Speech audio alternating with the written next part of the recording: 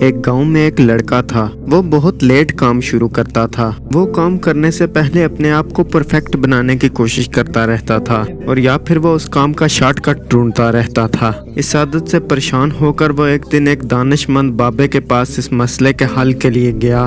اس نے بابے سے اپنے اس مسئلے کے حل کے بارے میں پوچھا۔ بابے نے اسے کہا کہ پہلے تمہیں میرا ایک چھوٹا سا کام کرنا پڑے گا۔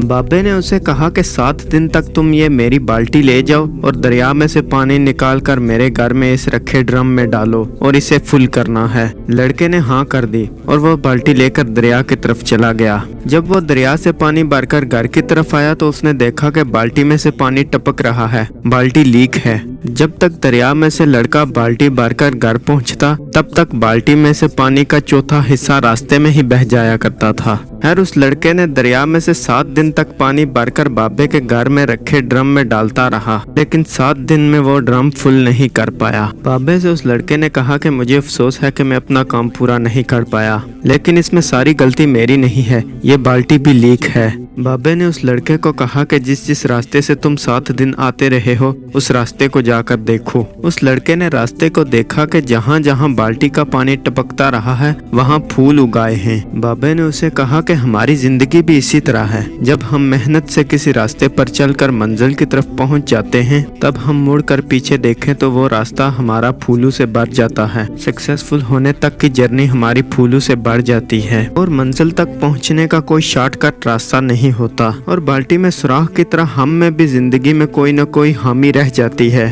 لیکن ہمیں پرفیکشن کی طرف نہیں جانا، جہاں ہو وہاں سے ہی کام شروع کر دو۔ دنیا میں سب سے زیادہ انوویٹیو آئیڈیاز لوگوں کے ذہنوں میں ہی رہ گئے ہیں۔ وہ لوگ اپنی پوری زندگی میں پرفیکشن کی طرف بھاگتے رہے، وہ کبھی بھی زندگی میں پرفیکٹ نہ ہو سکے یہاں تک کہ ان کی موت آ گئی۔ ان کے سب جدید خیالات آئیڈیاز ان کے ذہنوں میں ہی رہ گئے اور لوگوں نے ان آئیڈیاز کو بھی ان کے جسم کے ساتھ دفن کر دیا۔ دوستو آپ کو بھرے ہوئے بازار سے ہی اپنی گاڑی نکالنی پڑے گی۔ کبھی بھی صرف آپ کے لیے پورا بازار خالی نہیں ہوگا کہ آپ آئیں اور اپنی گاڑی نکالیں۔